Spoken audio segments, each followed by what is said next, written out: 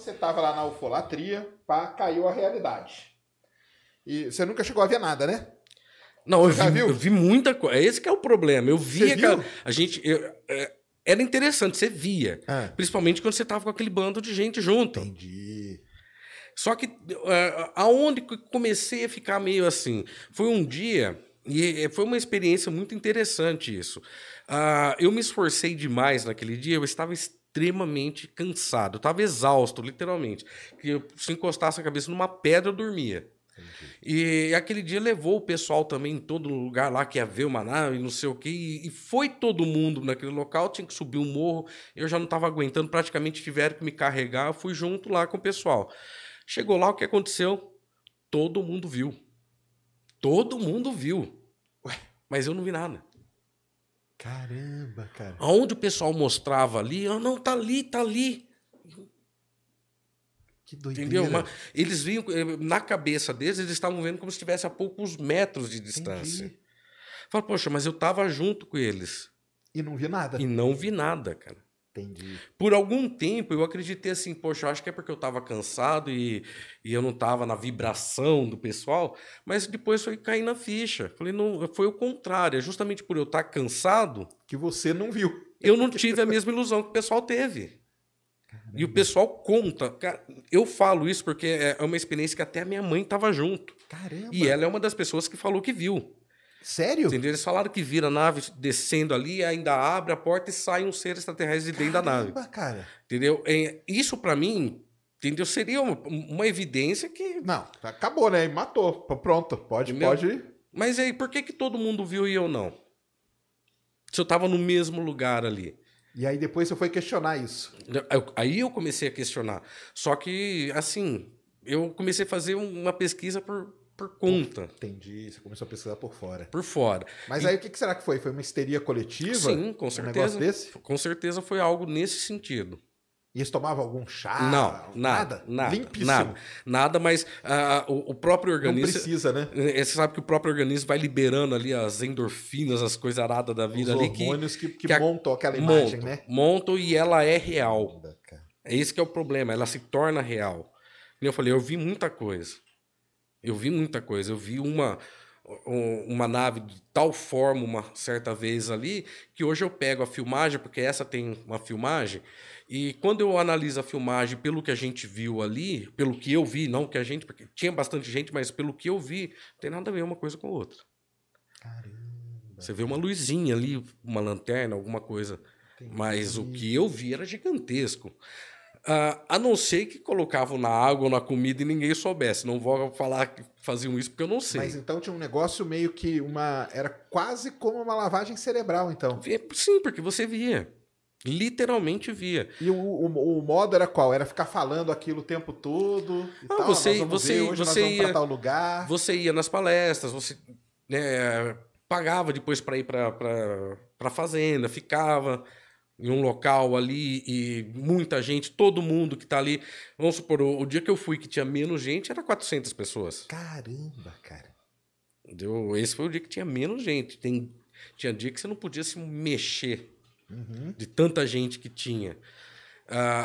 Então você imagina, todo mundo falando o mesmo assunto, a mesma história. Tá todo mundo ali, pronto para ver, pronto para ver. Subindo aquele hype, né? Aí começava, você vê, começava. O primeiro dia era só uma luzinha piscando, o segundo dia já tinha umas coisinhas a mais e tal, e no último dia era aquele espetáculo.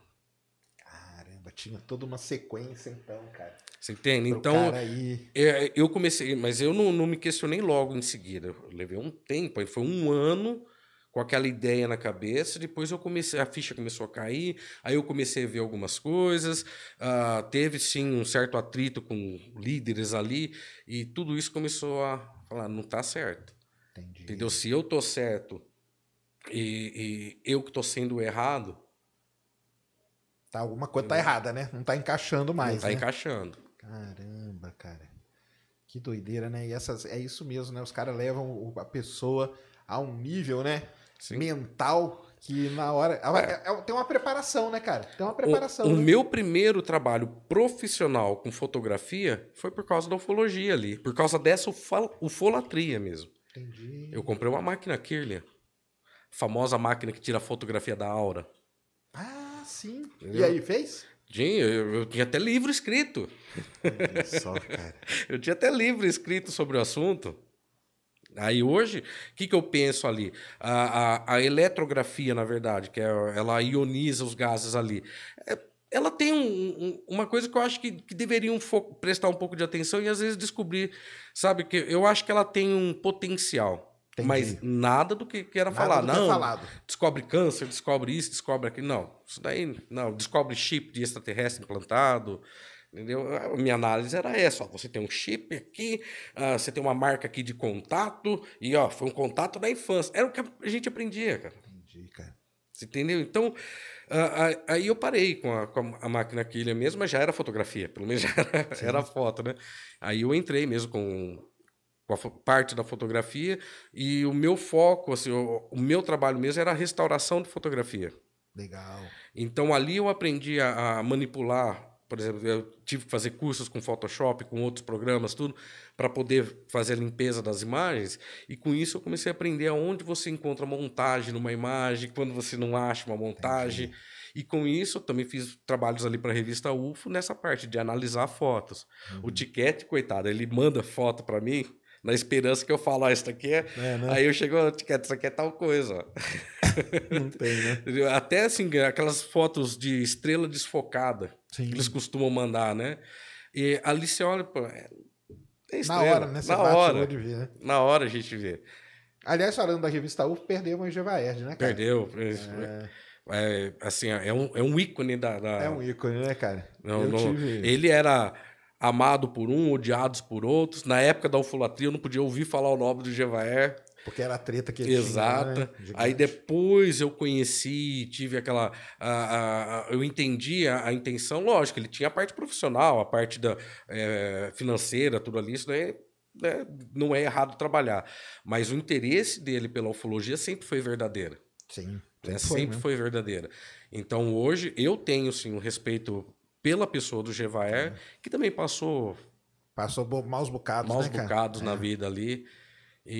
Mas a gente pode falar que ele teve uma vida ali digna, né? Sim, eu conheci muito o Egevaerd, levei ele até na Campus Party, uma das palestras mais lotadas foi a dele, cara. Eu conheci o Claudir Covo. Pessoalmente, o Egevaerd não tive assim, quer dizer, a gente já se viu, mas provavelmente não lembra de mim, né?